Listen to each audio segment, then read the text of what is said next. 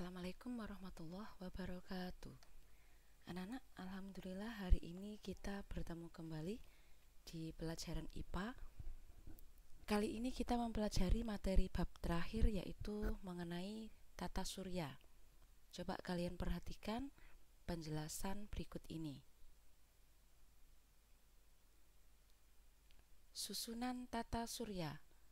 Tata surya adalah susunan benda-benda langit yang terdiri dari matahari sebagai pusatnya dan planet-planet, asteroid, komet, dan meteorit yang mengelilinginya. Tata surya terdiri atas matahari, 8 planet yaitu Merkurius, Venus, Bumi, Mars, Jupiter, Saturnus, Uranus, dan Neptunus. Satelit-satelit pengiring planet, komet, asteroid, dan meteoroid. Bulan merupakan satelit bumi, oleh karena itu bulan beredar mengelilingi bumi. Peredaran bulan mengelilingi bumi disebabkan gaya tarik-menarik antara bumi dan bulan yang disebut gaya gravitasi. Selain beredar mengelilingi bumi, bulan juga mengalami rotasi dan revolusi. Sebuah benda apapun jika dilempar ke atas akan jatuh kembali ke bumi. Hal ini disebabkan oleh gaya gravitasi. Gaya gravitasi berpengaruh juga pada matahari dan planet. Massa dan gravitasi matahari yang besar selalu berusaha menarik planet-planet ke arah matahari. Meskipun demikian, planet-planet juga berusaha mempertahankan geraknya yang cenderung lurus. Kombinasi gaya gravitasi dan gerak planet yang cenderung bergerak lurus menyebabkan planet senantiasa beredar mengelilingi matahari. Planet bumi yang mengelilingi matahari selama revolusinya, bumi kadang dekat, kadang menjauh. Posisi bumi berada pada titik terdekat dengan matahari disebut perihelium, sedangkan titik terjauhnya disebut aphelium.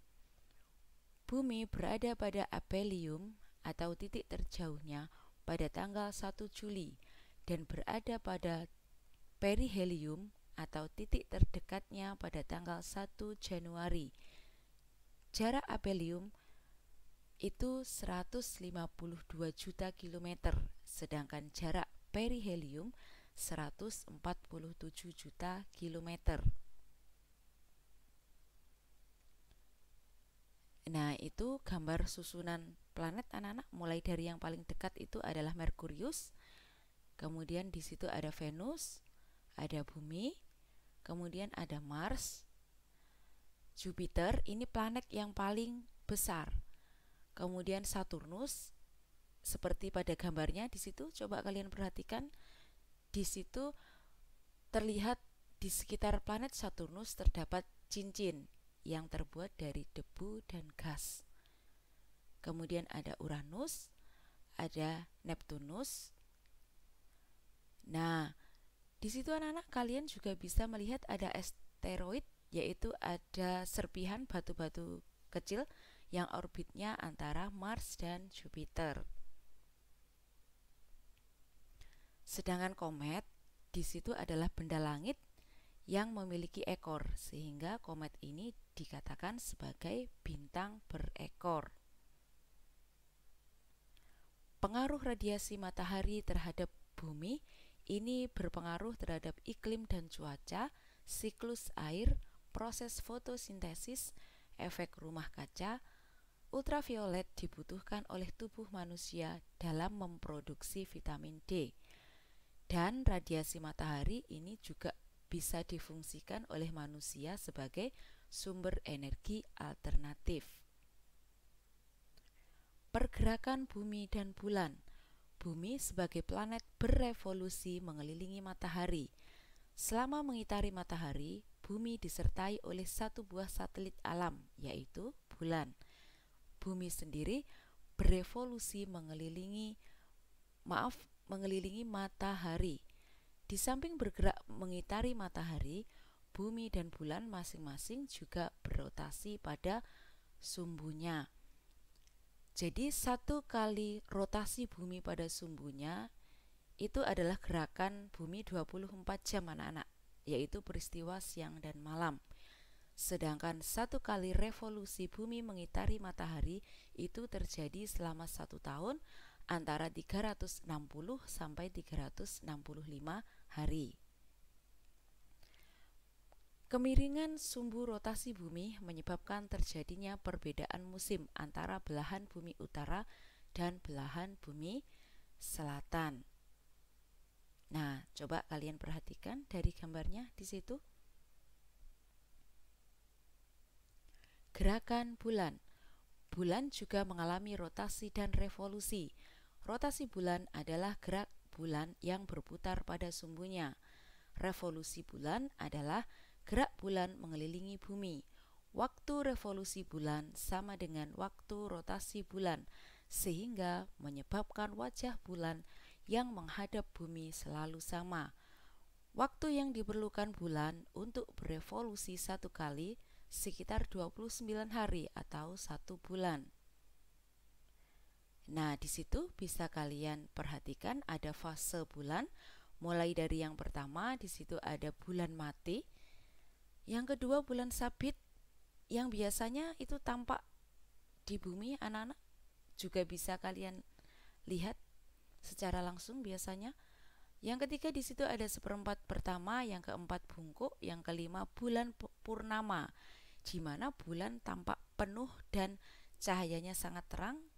Kemudian yang keenam ada bulan bungkuk, 7/4 ketiga, dan yang kedelapan bulan sabit.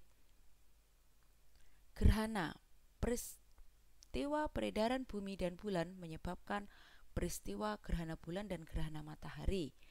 Gerhana bulan terjadi ketika bulan dalam fase purnama dan bulan berada tepat di bidang ekliptika. Pada keadaan itu, bulan, bumi, dan matahari berada dalam satu garis lurus. Gerhana matahari akan terjadi ketika bulan dalam fase bulan mati dan bulan berada tepat di bidang ekliptika. Gerhana bulan terjadi ketika bulan memasuki bayangan bumi. Gerhana bulan hanya dapat terjadi pada saat bulan purnama, dan gerhana bulan terjadi apabila bumi berada di antara matahari dan bulan. Nah, berdasarkan gambarnya anak-anak, kalian bisa lihat atau kalian perhatikan di situ proses terjadinya gerhana bulan di mana matahari, bumi, dan bulan berada dalam satu garis lurus sehingga cahaya matahari terhalang oleh bumi dan terjadilah gerhana bulan. Sedangkan gerhana matahari terjadi ketika bayangan bulan bergerak menutupi permukaan bumi. Jadi gerhana matahari ini terjadi pada waktu bulan baru. Dari gambarnya di situ bisa kalian perhatikan. Posisinya adalah bumi dan bulan ini berada di antara bumi dan matahari, berada dalam satu garis lurus. Pasang surut. Pasang surut air laut adalah gelombang air laut yang dibangkitkan oleh gravitasi bumi, bulan, dan matahari. Gaya gravitasi bulan, bumi, dan matahari akan menarik dan menekan air laut. Perpaduan bekerjanya gaya-gaya tersebut menyebabkan terjadinya pasang surut air laut. Biasanya pada bulan purnama, anak-anak, ini air laut mengalami pasang maksimal. Ini terjadi pada bulan purnama. Nah, pasang purnama terjadi saat fase bulan mati dan bulan purnama.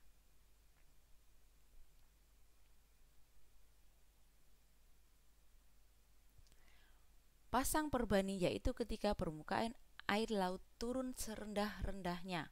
Pasang perbani dipengaruhi oleh gravitasi bulan dan matahari yang saling tegak lurus.